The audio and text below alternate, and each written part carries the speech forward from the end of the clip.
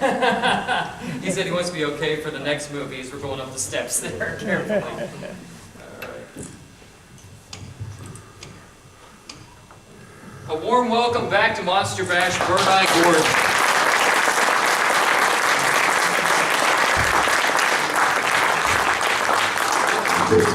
Well, Bert, you've just made a new movie, and will you tell us how this one came about? Well, I was signing books at my book at the Hollywood bookstore, and we ran some trailers, and there were people that came to see about my new book, and one of the people there, a gentleman, asked me, do I have any other screenplays? Do I want to start making another movie? I said, of course. So we started. After this, we met, had a cup of coffee, and I was on my way making another movie. That's how this started. Wow, okay. So he was financing, good at financing. Now, I'm curious, where were you shooting, like the house and everything there? Okay, when I finished the screenplay, it had a special house that was a star, and we had it was important that it was the correct house. So we searched everywhere. We sent word out, different casting director, people that search for locations and so on, and also the different cities that in the United States that I had filmed. Looking for the house, the star. And I looked in Canada, we put up the word in Canada where I made a film, also Mexico. Finally we found one in Texas, and that was where we made the movie. Okay. We used, most of the crew was Texan, and they were good, really good. And the actors and actresses we brought from Hollywood. Yeah, the actors and actresses seemed really, it's a quality looking movie and pretty intense. And if people want to see more, you have DVDs at your table here at Monster Bash, right? Yeah, it just went on the market 2 weeks ago. Okay, Secrets of a Psychopath. Bert has brought us movies after movies after movies. Well, I know there's we only have a little bit of time, but I know we have questions for Bert Gordon. He has such a huge canon, and you can ask him questions about his new movie, about some old movies, and if I can assist, I will. Okay, questions for Bert Gordon, writer, director. We have questions here, right? Okay, right here in the white. Hi. I'm sure you've been asked which film of your entire career you're most proud of, and of course I'd like to know. Also though, which film would you say you'd be least proud of or least likely to admit you had produced? Okay, in case people didn't hear that, he's asking what you're most proud of, what project, and what least favorite project that you don't really care for as much or aren't proud of. Well, this might be, because I do so many things with a movie, and I've been making movies since I was 9 years old. I was making 5-minute movies in the neighborhood with neighborhood kids, and when I'm making a movie, I live it, and so I've got to answer that. That's going to surprise you. I really liked all my movies. I liked them all. I've done over 30. And I've written, produced, directed, and did the visual effects, so all of them except one. Wow. So, a lot of great movies, and I saw we had some more questions here. Right here up front, Nick. This is going back a few years, but how was Peter Graves to work with back then? Excellent, excellent. Peter Graves, he's asking. Excellent, very, very nice. About Peter in the past. You what? Do you have any special memories of Peter, working with Peter? Or? It was just a pleasant experience. And in making all my films and doing all the films, there were a few stars that I was warned I was going to have problems, like Orson Welles, like Joan Collins, and whatever. And I figured out ways that they loved me. Honestly, Orson Welles, was like it was going to be hell for me when in making a film, because once I signed him, and it was in Variety, began receiving phone calls from people who had worked with him, like directors that had him in their film, and they would tell me, like the directors would say, you know, you have Orson Welles, so I just want to explain something, or tell you something, that when he is on the set, you know, when he is playing a certain scene, you're not the director, he takes over. And okay, so, I don't like this too much. So, okay, so we start shooting the movie, and he hasn't appeared yet. And we're on a location up in the hills, a mansion up in California. And when oh yes, so the day before, I forgot this, the day before Orson is supposed to appear, my secretary receives a call from his secretary, which amounted to, please tell Mr. Gordon that Mr. Wells does not appear on set until 10 o'clock, before 10 o'clock, and he leaves at 4. Well, when you're on location, this is hell, because sometimes things aren't going right, you have to shoot again, and you go into the night sometimes, because you have to leave this location the next day. So that's not so good. Anyway, I'm up half the night trying to figure out what am I going to do with this, man. Because I want to direct. Anyway, so here's what I figured out. So, cut. Next day, I'm directing in a big mansion living room, and Orson is brought to the location. He's taken to his room, and it's on a patio overlooking this beautiful swimming pool. And he looked out the sliding doors, opened it, and there's a chef with a full, chef's hat, and standing next to a big barbecue, blazing, and on the other side is a big refrigerator, and the chef opens the refrigerator door, said, Mr. Wells, all your favorite foods and drink, just ask me whatever you want, sir. Okay? Cut. Back to me now. I'm not directing the scene in the living room down below. Okay, very good. Cut. Print it. And I look over. There's Orson Welles coming across the room toward me. I said, Bert, you received a call from my secretary? Your secretary did? And I said, yes. He said, forget it. I'm yours. Well, we went on location in Northern California. I'm telling you, if you look in my book, there's a picture of Orson, even on some of the pictures, posters up on my desk, on the table up above, and you'll see where he's smiling, we're on location. He was a pleasure. I mean, really, he bent over backwards to please me. So you did your research, and amazing schmooze job to get him in your court, right? Yeah. So that's great. Okay, Tom over here. This new movie that you've done, you were the director. Did you have anything to do with the script? I wrote it. You wrote it too. Yeah. Original story? I wrote all the scripts of all the movies I made. Okay. He's written Tom was asking if he had written the new movie, and Bert's written the scripts for all of his movies. How long did it take to shoot the film? To shoot it? About 6 weeks. 6 weeks. 6 weeks to shoot the new movie. It was all one location in that little town Texas. In Texas. Okay, more questions for Bert? Okay, right here. Right. Is it easier to shoot digitally now rather than the old 35mm cameras? Do you like digital?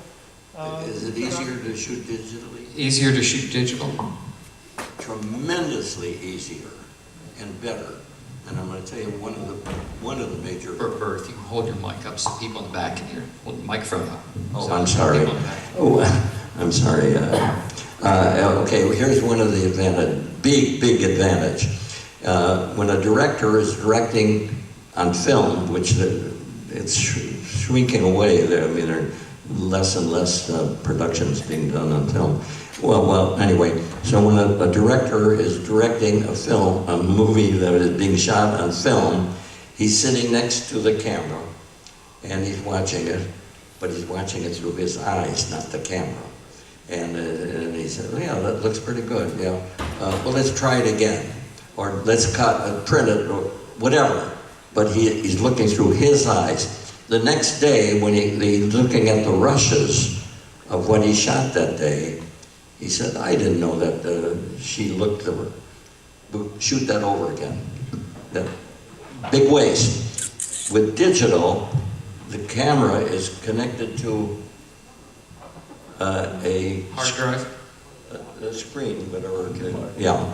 And I forgot what you call it. Anyway, the director can be sitting over there. The camera can be here, and the director's watching the action, just the way the camera is filming it, photographing it, whatever.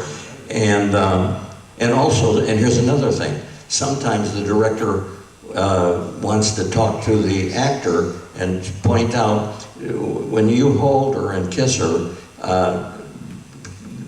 let me show you. And so then they can explain exactly what he doesn't like or he does like. Okay, more questions for Bert? Okay, right here in the gray. Excuse me. Robert Lansing always seemed to play really intense characters. What's he like out of character? What do I like? Robert Lansing. He was terrific. I loved him.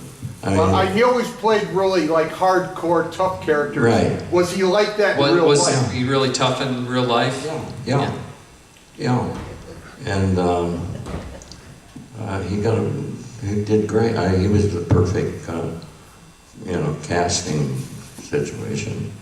Okay. I have a question, Bert. As you know, we had your daughter Susan many times as a guest here, and she told me stories. There's one story she told me, but I never heard it from you, so I'd like to hear your side of the story. She said she remembered one Christmas that she came out and the Christmas tree in the living room, and you had the Colossal beast in makeup in your living room. Do you recall that at all? Or she thought it was just crazy. She loved telling that story. I don't remember. I don't remember the detail. Apparently you had the Colossal beast in makeup in your living room at Right. Christmas time. So more questions for Bert? Right here again, Brian. Yeah, you do all the visual effects. Can you, how did you start visual effects? Did you figure it out yourself? Was there a book? Was there another guy that told you? Can you go there? Start visual. Got the answer. I think I mentioned before, maybe if I haven't, I'm mentioning now.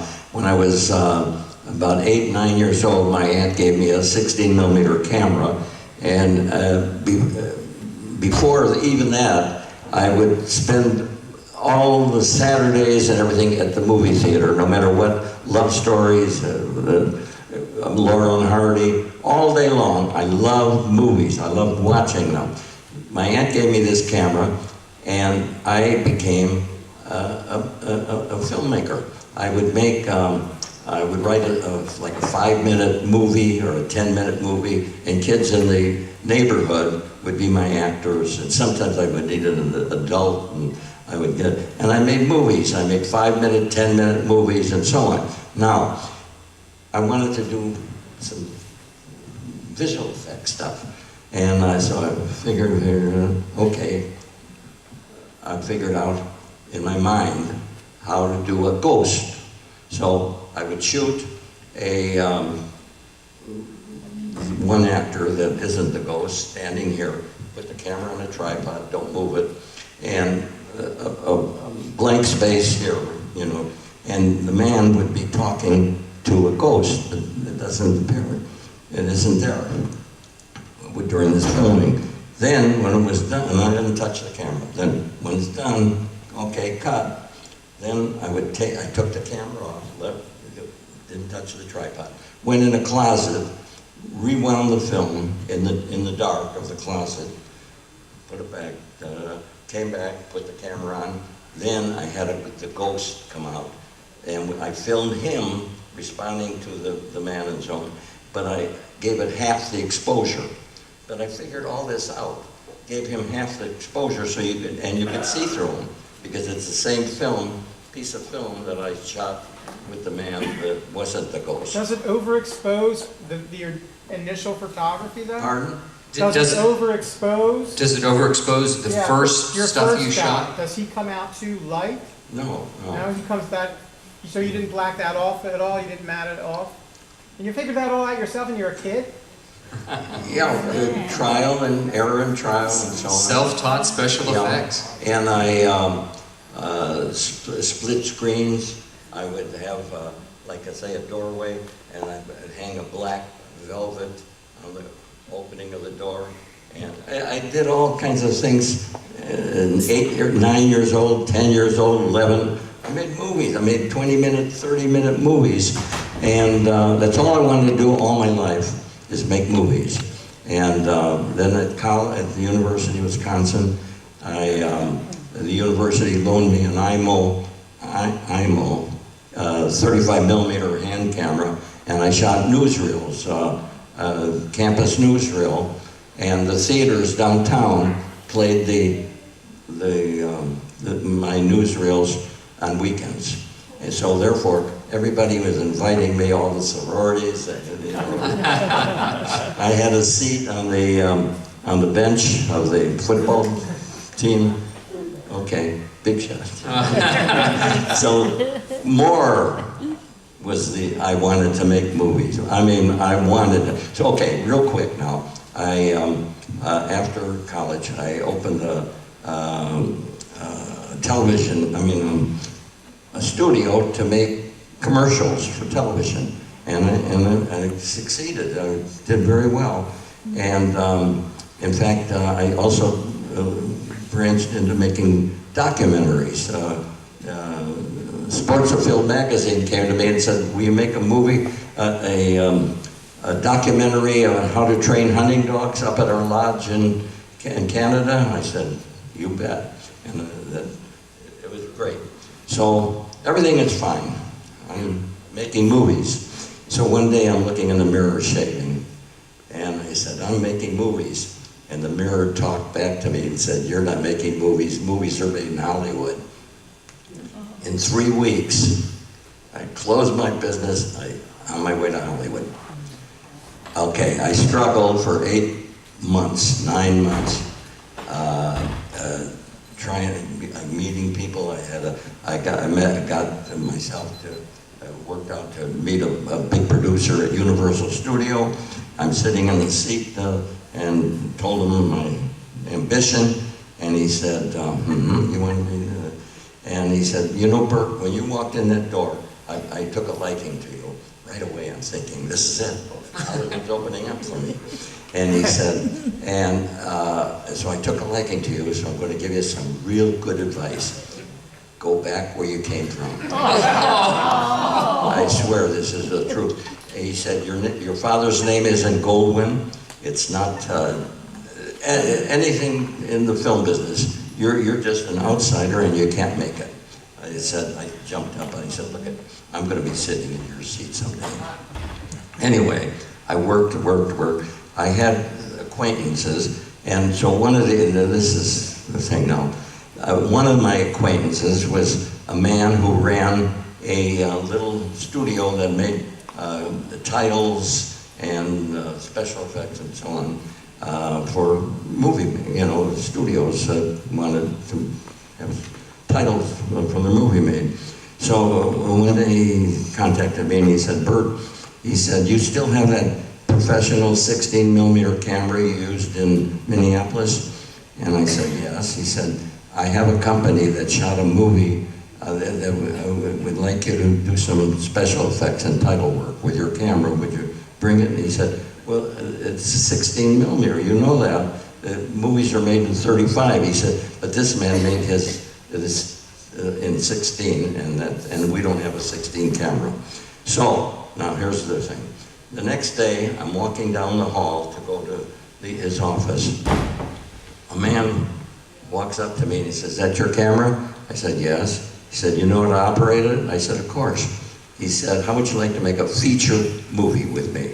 I said, "It's 16 millimeter. You can't make a feature movie with 16 millimeter." And he said, "The lab will blow it up." And I made a movie with him with the 16. That was my first movie, and it started me. Was that King Dinosaur? Is that what the first movie was? Yes. I thought so. Okay. Yeah. And okay, so listen to this. Finally, the movie, I see it in the theater. I mean, it's on my heart, you know. So the picture started to make money. And guess what happened to the money? The guy disappeared, that son of a bitch. Yeah, but anyway, the hell with it. It got my start. So I went home and I put a piece of paper in a typewriter. And I started, I'm going to write a screenplay. I'm going to make movies. Because now I'm on my way. I've got something to show. So I start out, I type the Cyclops. That's the first movie. So the door opens to my room at home, and a woman walks in. I won't tell you what my relationship was. I mean, it was with my wife. She said, "What are you doing, Bert?" I said, "I'm writing a screenplay." That made her day. Hysterical. Left. You can't write. So left. No, I'm telling you, it just wasn't easy, but I wanted to make movies so much, nothing slowed me down. So anyway, I wrote the screenplay. Now what am I going to do with it?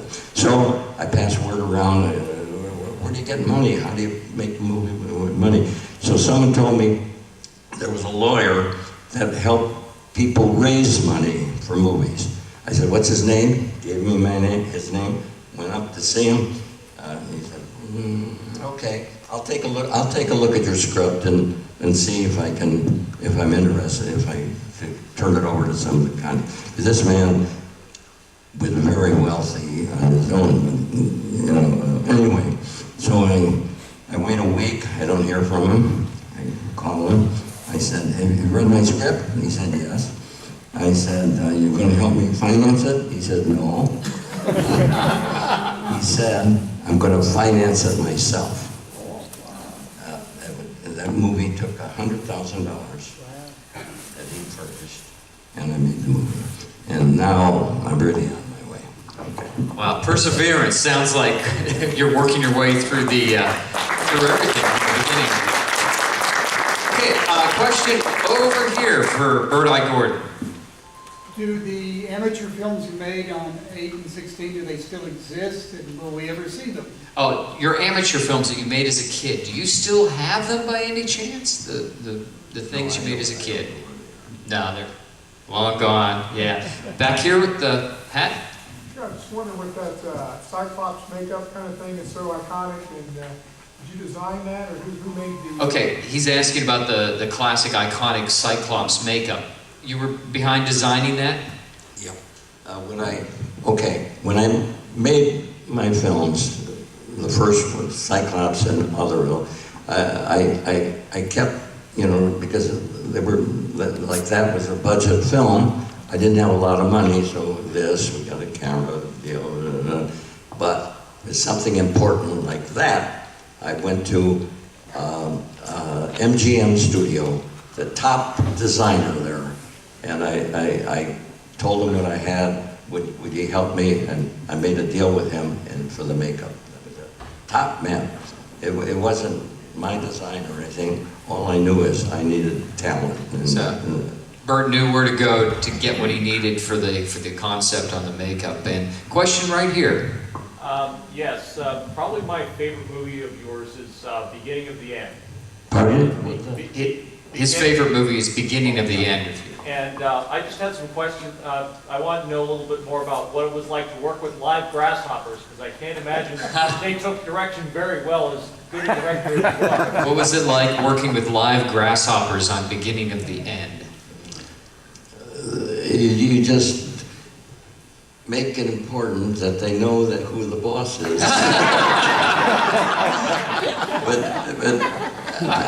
That was only one problem. Every movie that had a creature, and how do I do this? Like, for instance, the one with giant rats and Food of the Gods, giant rats. I bought 300 rats from, you know, the laboratories that raise them for science. doctors and stuff. And I raised I bought 300 rats. I rented a place in the valley of California, Los Angeles, because the city wouldn't permit me to be on this side. I had to get on the other side, so I rented a garage. And started to figure out, now how do you raise these things? And so what I did, I went to the university and got permission to put up signs, different places. Students interested in learning how to raise rats. And I got a bunch of students, and we learned how to raise the rats. Like, for instance, okay, the first thing we're going to teach them, I had a long runway with grass. And the scene it calls for the rats to run after, toward a gate. And so what we did is put the rats in the cage on that side, put food here, cheese, and okay, raised the thing. They ran up and got to smell the cheese, and then we kept doing it further, and finally, all we had to do is put the cheese down there, and okay, now, great, they're trained, right? Okay, now we bring in the high-speed camera. It's got to be high speed when you're shooting miniatures. So then they look natural. But if you don't use a high-speed camera, they look like that.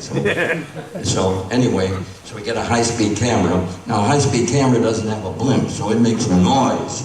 And even, okay, we're all ready.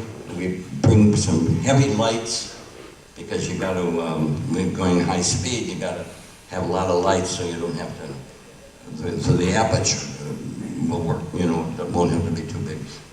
So now we're ready. I said, okay, turn on the lights, action on the camera, okay, raise the gate. Not a movement. Not a movement. Some little pictures we got that.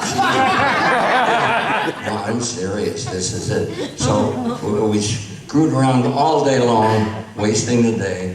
And finally I said, okay, let's go home, forget it. So I went down to they went home, I went to the library, Beverly Hills Library, studying animals and so on, and rats and whatever. And finally, I got an idea. Okay? So the next day, we're all there, so they say, what are we going to do? I'll tell you what we're going to do. Put the rats in there, put the lights there. We're going to train them just as we did before. However, we're going to train them with an empty camera running and the lights on. So we did exactly, went through the same thing as we trained them in the beginning, except high-speed camera making noise, heavy lights, and the cheese here, and then cheese here, cheese. Then finally they learned just the way they did before. And then we put film in the camera and made our shots. So you're a self-trained animal psychologist besides a filmmaker. Okay, more questions. We just got time for a couple more.